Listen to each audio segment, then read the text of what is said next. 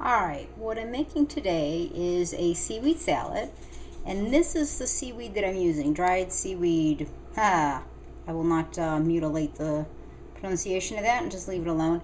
I got this ridiculously cheap price tag. Oh, here it is, hang on.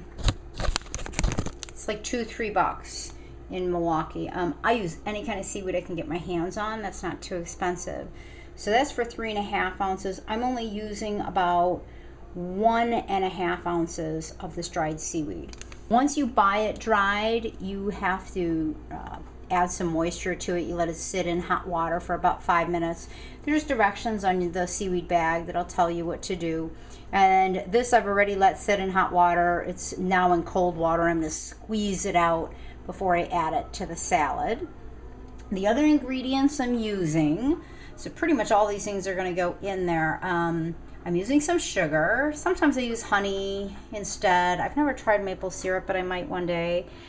The recipe calls for soy sauce, but I don't use that anymore.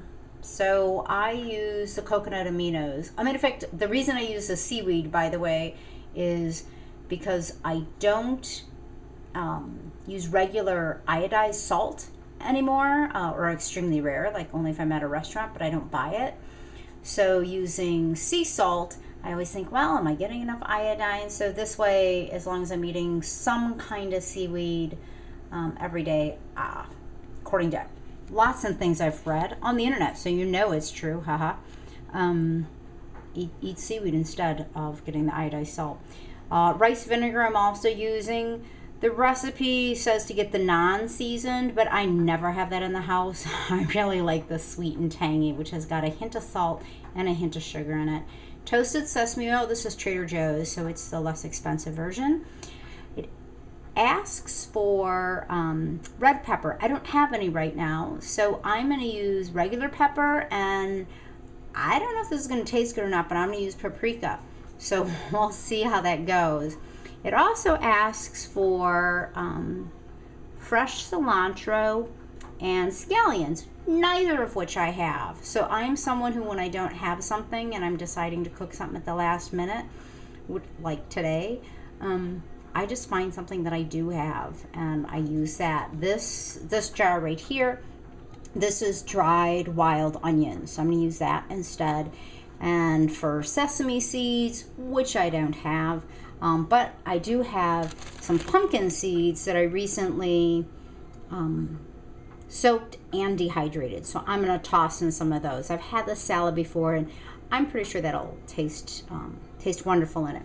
The other thing that we use is garlic. That's to the left, and the ginger is to the right.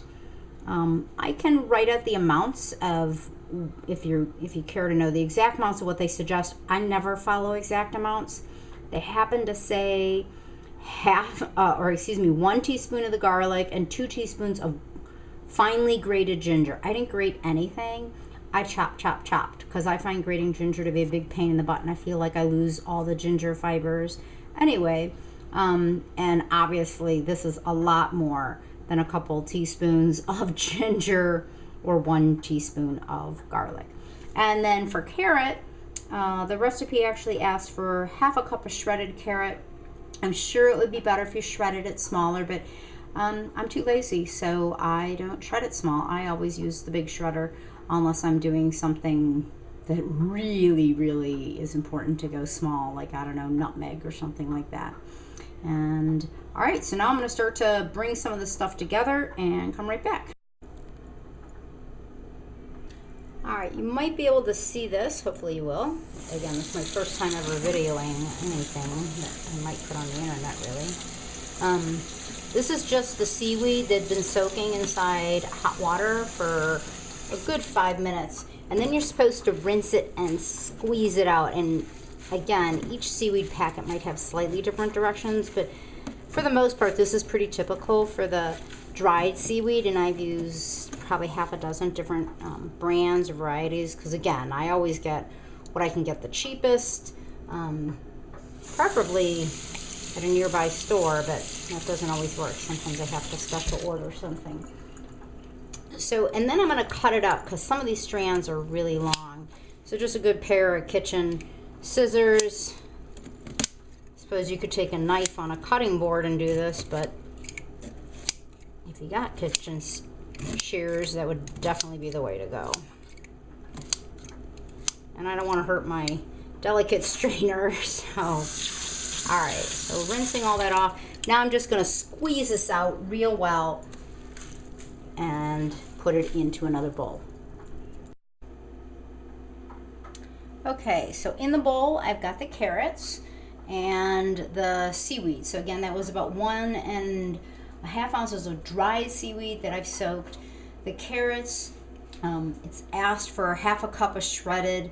I tend to be a little generous on the carrots, and I don't do the fine shredding, even though I know it tastes better because, well, you know, that's just what I do. So now what I'm gonna do, and again, this is slightly different than the written recipe, but nothing I ever make turns out the same.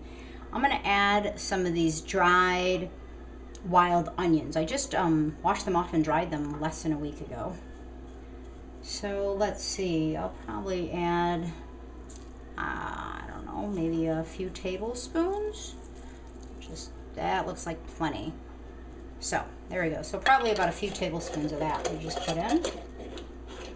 And the ideal is that you actually add some of the liquids and the sugar, and you let the sugar dissolve first. But again, lazy cooking. But I also have a bone broth to make and a shrimp stir fry, so this is the way it's going to go down. Here's my ginger and my garlic. This might be too strong for some people if they're not used to having that much, because this is not going to cook. This is all going to be raw. For my sugar, I'm going to add, the request is 2 teaspoons, so we'll see what happens when I start to pour it.